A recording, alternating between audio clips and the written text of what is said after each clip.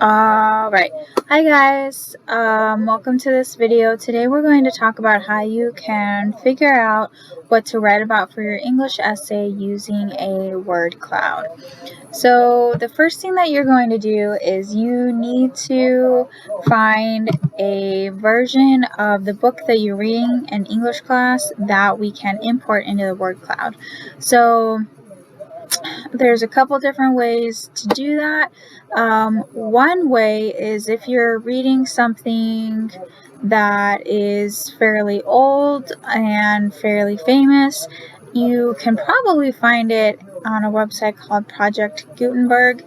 If it's something newer or maybe not as well known, you may not be able to find it here. In that case, I would recommend that you just do a Google search for it and see if you can find anything.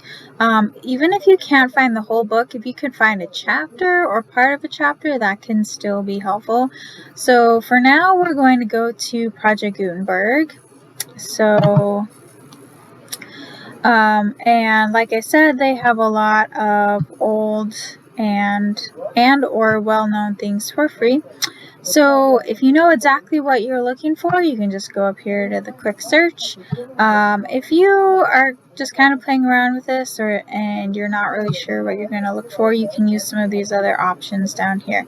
But we are going to look for Frankenstein. That's a common book that you read in school, so we're going to work with that. So we're going to go here to this first option, and then it gives you some different options for how you can download this, or not, well, download it, or just how you can get it, basically. So we're going to do this, read this book online HTML. So what this is going to give you is, this is literally the book right here. Here's all of this text. Awesome. The whole book is right here. You could just read the whole book from your device, your computer. So we are going to copy the link, and then we are going to find a word cloud generator. I like to use this one right here. It's at wordclouds.com, but if you have another one you want to try, go for it. So we're going to go to wordclouds.com, and then before we type in or put in our link here, we're just going to set some settings here. So I want the shape to be a word or like a speech bubble, and I guess the colors are okay for now. So then we are going to go over here and we're going to put in our link. So we're going to go to open URL, and then ta-da! And then what's going to happen is the Word Cloud program website is pulling the text from the Project Gutenberg page that we put in, and it's going to it's basically deciding how frequently all of these words are appearing, and it is making the words that are found the most often bigger. So you're seeing things like father, life, will, Elizabeth, yet, upon, one, now. Those are all the some of the biggest words, and so those are some of the most mentioned words. So this is cool, but we're going to make a couple tweaks here because, so if you have been reading the book, you probably have noticed that things like shall and might and will are used a lot, but they're not really significant. So they're kind of like a stop word. A stop word is something like the, of, a, and.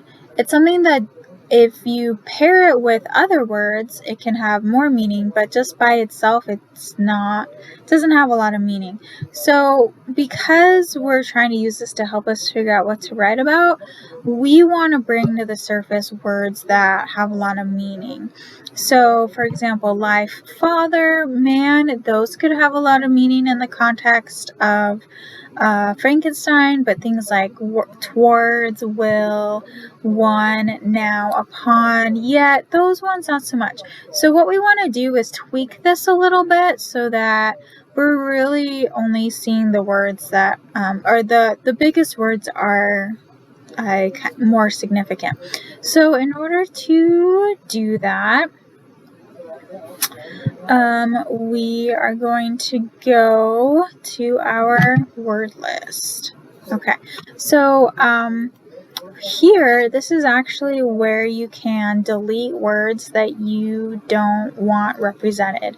And so, for instance, we want to get rid of this will. So we're just going to select it, and then we're going to hit this trash can. Because like we said, that word doesn't really have a lot of meaning. And then you can just go through. So now isn't going to be very important. Man, we want to keep that one, could be important. But things like referring to time, yet, father, that's probably important. I would get rid of may and might. Things like said, towards. Anyway, so you're just going to go through, and this is going to be kind of a tedious process.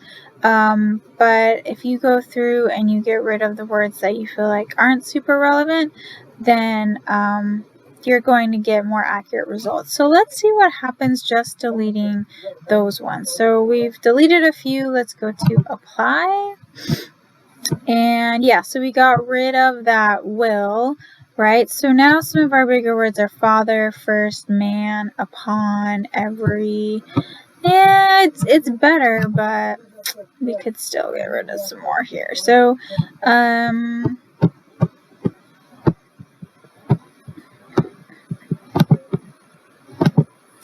let's get rid of some more. Yet, we don't need that one.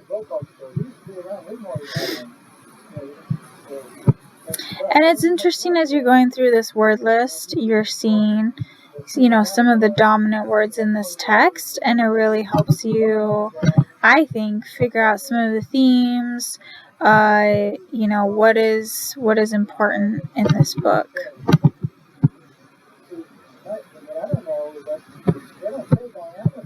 Things like indeed we can get rid of. Anyway, that's all that I'll do for now. But when you're doing this, make sure that you take the time to go through and really look at all the words and delete the ones that are not significant so you can get some accurate results. But even just looking at this, we have Elizabeth. Elizabeth is mentioned a lot. She's a really important character in the book. Man, life, father. Those are all really important as well. And so the more that you delete some of those irrelevant words, the more you're going to see the words that really matter in the text come to the surface. So once you've done that, then that can just help you narrow down and sort of decide using this visual tool what you want to write about for your essay. Maybe you have to do an essay about a theme or about a specific character or about a color or a piece of figurative language or something like that. And so using this kind of visual tool can help you narrow it down a little bit. So have fun with your word clouds. If you want to play around with computers and literature a little bit more, you can also go to a website called Koalgo, where I have 4 coding projects that use literary concepts. So if you've heard of the programming language Python, you can actually use Python to do something like make a simile generator, and you can learn about similes. So check it out. And I also have some articles if you want to learn more about how to use Koalgo. This one right here, the coding concepts behind Koalgo. If you want to learn more about Python and values and variables and stuff like that. This will explain the coding concepts that are here in Koalgo. Alright, thanks for watching, guys.